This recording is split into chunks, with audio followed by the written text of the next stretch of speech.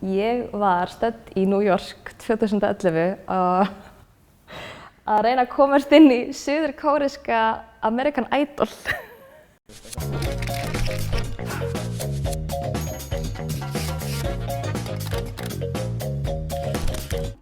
Ég heiti Aldís Amma Hamilton og er 29 ára, leikkona á Íslandi.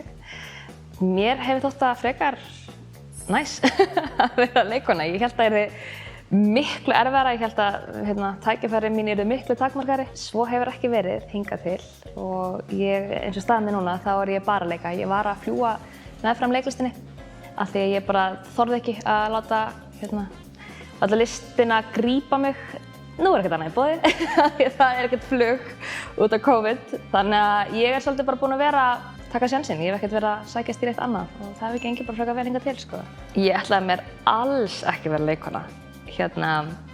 Ég ætlaði að vera söngkona og dansari og það veit þetta ekki margir.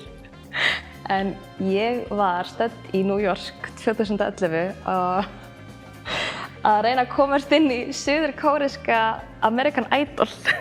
Sko, ég hef alltaf verið gett á móti því að maður þurfa að það sé beinlínis á manns eigin ábyrgð að skapa sér tækifæri. Af því að mér finnst ástæða fyrir því að fólk velur sér til dæmis leiklist eða handritsgerð eða kvikmyndagerð eða hvernig sem það er. Af því að það hafa ekkert allir áhuga á því að vera endilega að skrifa eða að framleiða og svo framvegis. En auðvitað, jú vissulega er það manns eigin ábyrgð ef maður vill vera að leika og það er enginn að búa til tækifæri fyrir mann, þá verður maður að gera það sjálfur. En ég hef alltaf hugsað með mér bara, ok, ef að enginn býður mér einhvern veginn tækifæri þá ætla ég bara að gera eitthvað annað.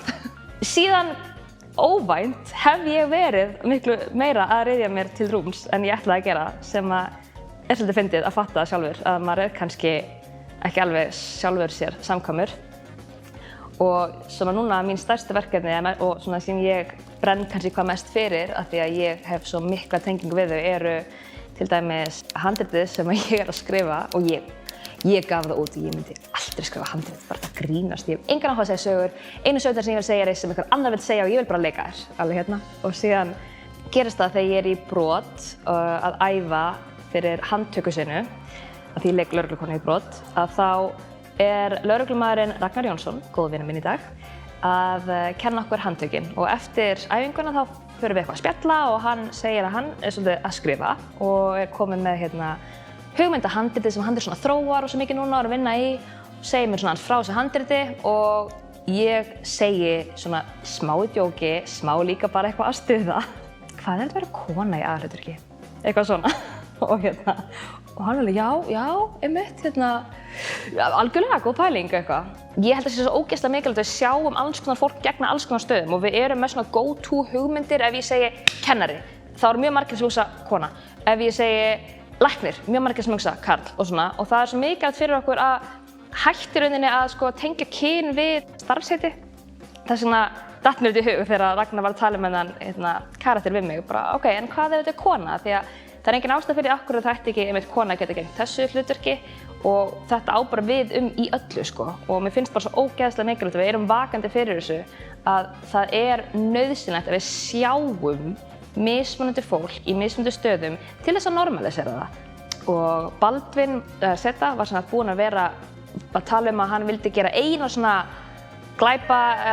glæpadrama seríu viðbót og við erum bara 3 komin í eitthvað herbergi að búa til handrit af þáttum sem ég er síðan að fara að leika aðalhlutverk í.